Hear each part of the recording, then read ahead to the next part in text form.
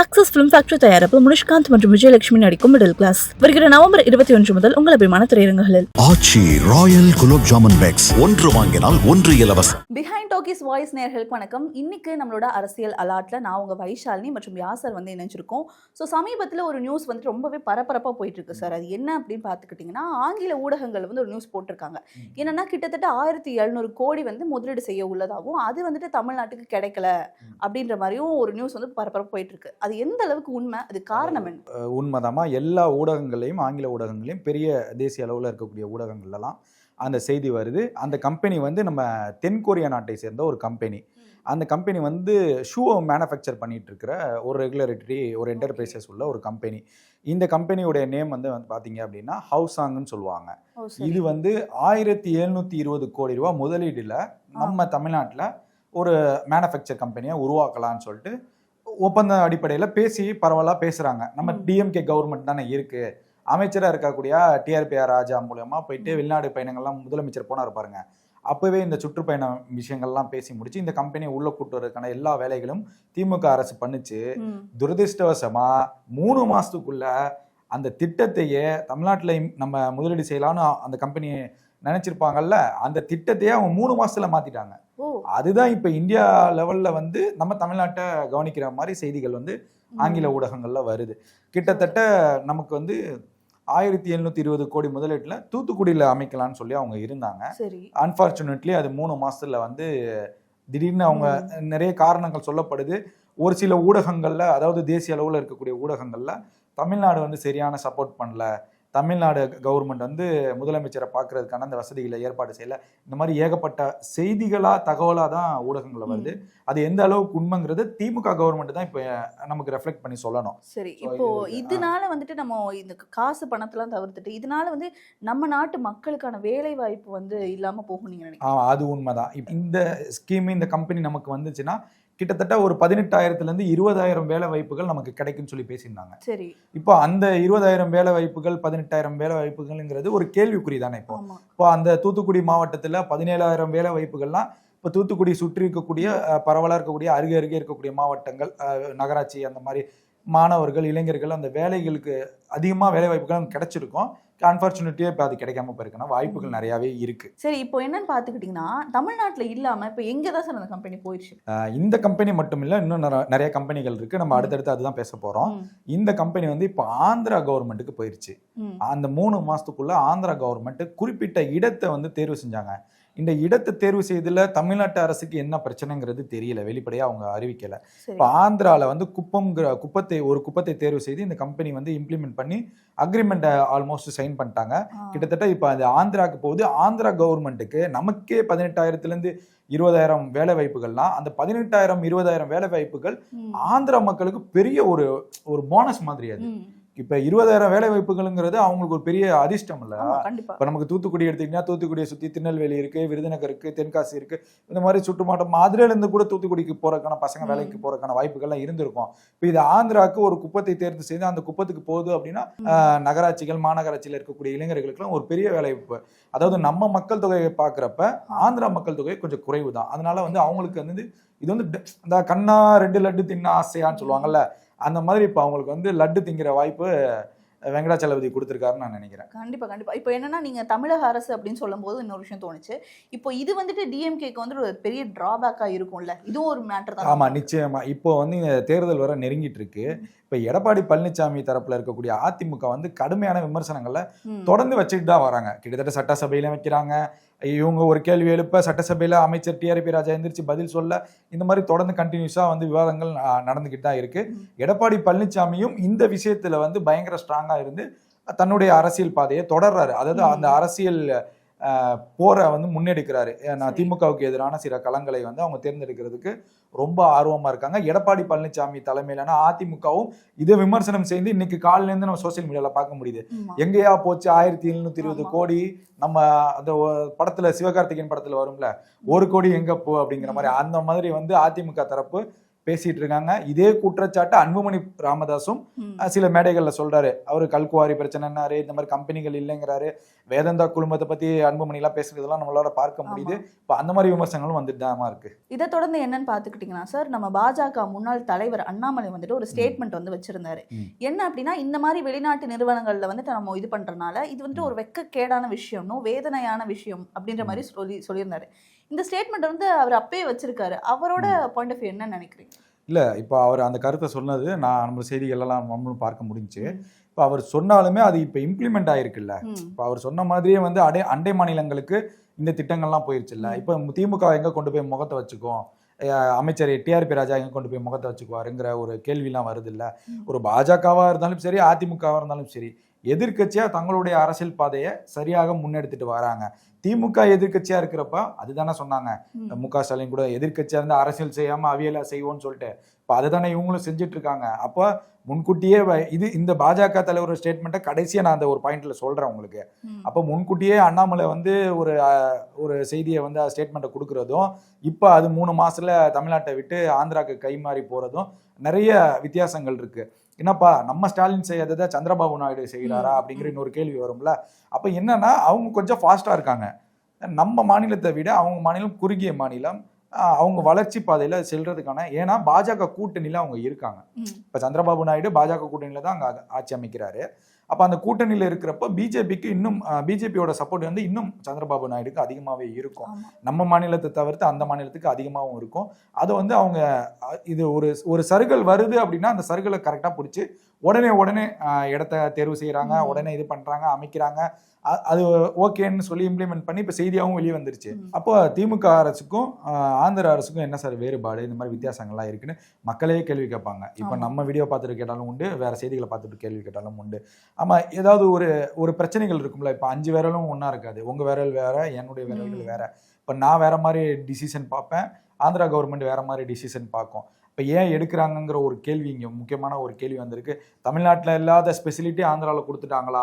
அப்போ இதுக்கு இடையில இருக்கக்கூடியது ஒன்று நிர்வாகத்திறன் இல்லாத ஸ்டாலினா அப்படிங்கிற இன்னொரு கேள்வி வருது. இல்லை நிர்வாகத்திறன் உள்ள சந்திரபாபு நாயுடா அப்படிங்கிற இன்னொரு கேள்வி வருது. ஏன் இதை அண்ணாமலை செய்யணும், ஏன் இதை எடப்பாடி குற்றம் சாட்டணும் அப்படிங்கிற இன்னொரு கேள்வியும் நமக்கு வருது. இப்ப இந்த அண்ணாமலையோட குற்றச்சாட்டா இருக்கட்டும், அதிமுகவுடைய குற்றச்சாட்டா இருக்கும், இதை திமுக எப்படி சமாளிக்க போறாங்க? இந்த 26 தேர்தலில் இது ஒரு பின்னடைவா இருக்குமான்னு கேட்டீங்கன்னா நிச்சயமா பின்னடைவா இருக்கும். இதை பேஸ் பண்ணி தான் எதிர்கட்சிகள் தங்களுடைய அரசியல் நிலைப்பாட்டை எடுப்பாங்க. அடுத்த சார், நீங்க இப்ப சொன்ன மாதிரி வந்துட்டு தொடர்ந்து வந்துட்டு எடப்பாடி அவர்கள் வந்துட்டு டிஎம்கே மேல குற்றச்சாட்டு வச்சுக்கிட்டே தான் இருக்காங்க. இதுக்கு இடையில வந்துட்டு ஃபாக்ஸ்கான் அப்படின்ற ஒரு நிறுவனத்துக்கு மேல ஒரு அறிக்கை வச்சிருந்தாரு. அதுல வந்துட்டு என்ன இருக்கு சார்? எந்த அளவுக்கு? அது உண்மைதான். அது வந்து ஒரு அறிக்கை வந்து சமீபத்தில் அவர் வெளியிட்டிருந்தாரு. தைவான் நாட்டை சேர்ந்த அந்த தைவான், அதாவது நான் அதை படிச்சே காமிச்சிடுற மக்களுக்கு, தைவானுடைய மின்னணு ஒப்பந்த உற்பத்தியாளரான ஃபாக்ஸ்கான் இந்தியா வெளிநாட்டு கூட்டு முயற்சியால தமிழ்நாட்டில் வந்து 1.54 லட்சம் கோடி மதிப்பிலான அரை கடத்தி ஆலையை தொடங்க திட்டமிட்டுள்ளதாக முன்னாள் முதல்வர் கூறினார். முன்னாள் முதல்வர்னா எடப்பாடி கூறினார். அதே போல அந்த நம்ம சொன்ன மாதிரி இந்த தைவான் ஃபாக்ஸ்கான் கம்பெனி வந்து குறிப்பிட்ட நிலத்தையும் அந்த நிலத்திற்கான மானியத்தையும் வழங்குறதுக்காக வந்து ஒரு கோரிக்கையை வச்சிருந்தாங்க. கிட்டத்தட்ட அதுல வந்து நமக்கு வந்து 25,000 வேலை வாய்ப்புகள் கிடைக்கும்னு சொல்லி அந்த ஃபாக்ஸ்கான் கம்பெனி வந்து சொல்லியிருந்தாங்க. இப்போ அந்த ஃபாக்ஸ்கான் கம்பெனி, அதாவது தைவான் அரைக்கடத்தி ஆலை வந்து இப்போ குஜராத்துக்கு போயிருச்சு. பாஜக ஆளுகின்ற குஜராத்துக்கு போயிருச்சு. ஏற்கனவே பாஜக ஆளுகின்ற ஆந்திராக்கு போயிருச்சு. பாஜக கூட்டணியில் இருக்கக்கூடிய ஆந்திராக்கு போயிருச்சு. இந்த கம்பெனி பாஜகவுடைய நம்ம இதுக்கு குஜராத்துக்கு போயிருச்சு. கிட்டத்தட்ட நமக்கு வந்து இந்த கம்பெனியின் மூலமா, அந்த அரைக்கடத்தி ஆலையின் மூலமா 25,000 வேலை வாய்ப்புகள் இழக்கப்படுறோம் நம்ம தமிழ்நாட்டில். இப்போ இதுக்கு வந்து அவங்க எதிர்கட்சிகள் என்ன குற்றம் சாட்டுறாங்க அப்படின்னா, தமிழ்நாடு அரசு அவங்க கேட்ட நிலத்தையும் மானியத்தையும் சரியா வழங்கலைன்னு சொல்றது தான் அந்த கம்பெனியோட ஒரு குற்றச்சாட்டா இவங்க எதிர்கட்சியும் வைக்கிறாங்க.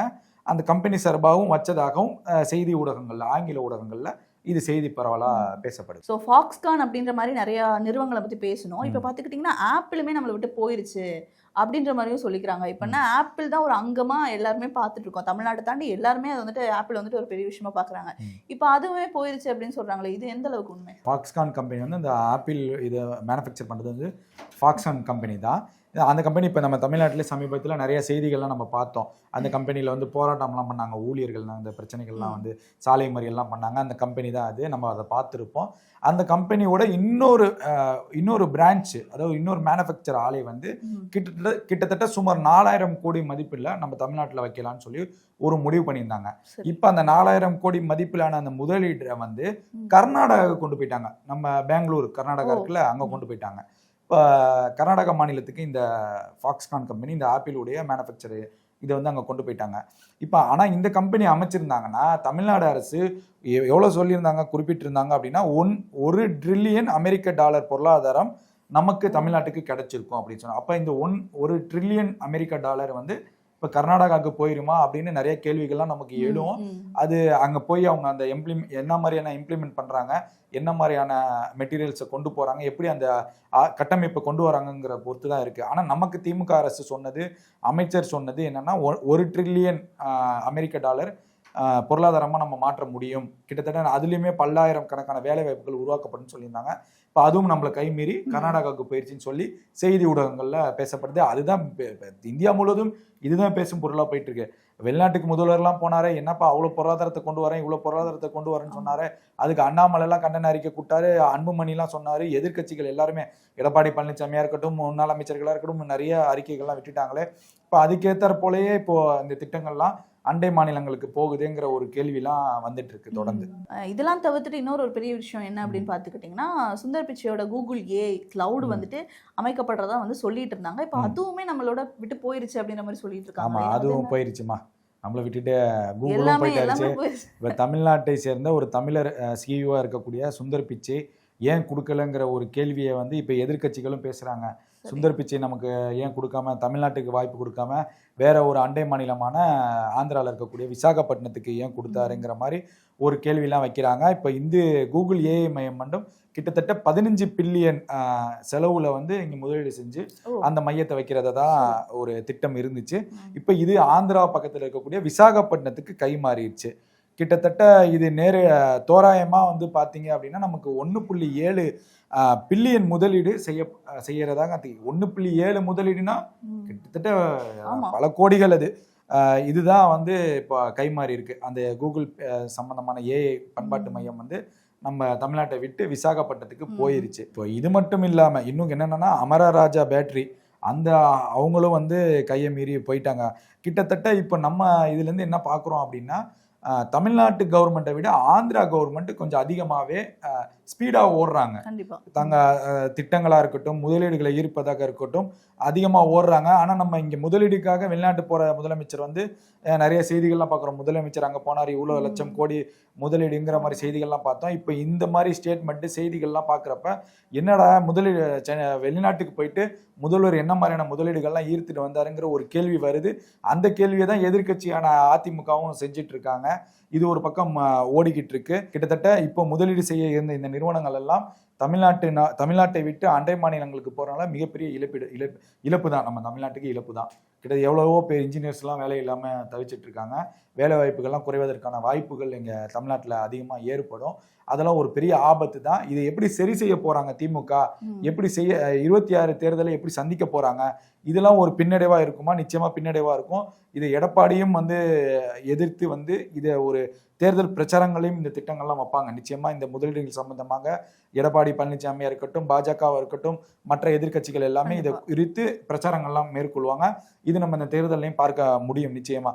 இது இல்லாமல் லென்ஸ்கார்ட்டு, அப்புறம் எதர் எனர்ஜிங்கிற அந்த கம்பெனிகள், இது எல்லாமே வந்து கையை மீறி போனதாக வந்து செய்திகள்லாம் வந்துட்டு இருக்கு. இது ஒரு பெரிய இதாக இருக்கும். சார், இது நீங்கள் சொன்ன மாதிரி திமுக வந்து இது எப்படி சார் சரி செய்ய போகிறாங்க அப்படின்னா, திமுக வழக்கம் போல தான். இப்போ இதுக்கு என்ன மாதிரியான குற்றச்சாட்டுகள் வைப்பாங்க அப்படின்னா, பாஜகவுடைய ஆதரவு உள்ள மாநிலங்களில் தான் இந்த கம்பெனிகள்லாம் போகுது. சில கம்பெனி போயிருக்கு. ஆப்பிள் அந்த இது மட்டும் வந்து ஏன் சார் ஃபாக்ஸ்கான் வந்து இன்னொரு ஆப்பிளோட இன்னொரு பண்பாட்டு மையம் வந்து கர்நாடகா போயிடுச்சு. கர்நாடகாவில் வந்து காங்கிரஸ் தானே சார் ஆட்சி செய்யுது, அங்கே மட்டும் எப்படி சார் அப்படிங்கிற இன்னொரு கேள்வி வருது இல்லை.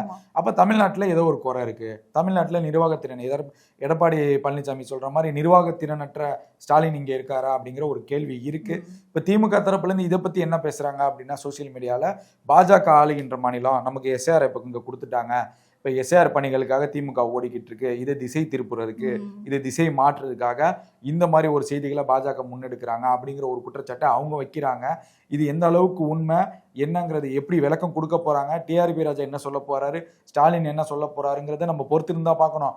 அதான் அதுக்கு முன்னாடி சோசியல் மீடியாவில் திமுகவை சேர்ந்த நிர்வாகிகள் மற்ற ஆதரவாளர்கள்லாம் இது பாஜக வந்து வேணும்னே வந்து பழி வாங்குது, அந்த கம்பெனிகள்கிட்ட வந்து வேணும்னே பேசி பாஜக ஆளுகின்ற மாநிலங்களுக்கு இதை கைமாத்துறாங்கிற ஒரு பிரச்சாரத்தை அவங்க ஒரு பக்கம் முன்வைக்கிறாங்க. இதன் மூலயமா நமக்கு என்ன தெரியுது அப்படின்னா, தமிழ்நாட்டுக்கு ஒரு பெரிய இழப்பு தான்.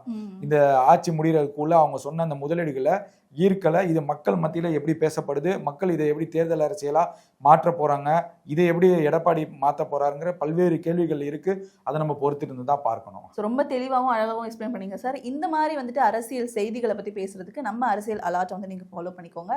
ஸோ உங்களிடமிருந்து விடைபெறுவது உங்கள் வைஷாலினி. நான் உங்கள் யாசர். நன்றி, வணக்கம். நன்றி.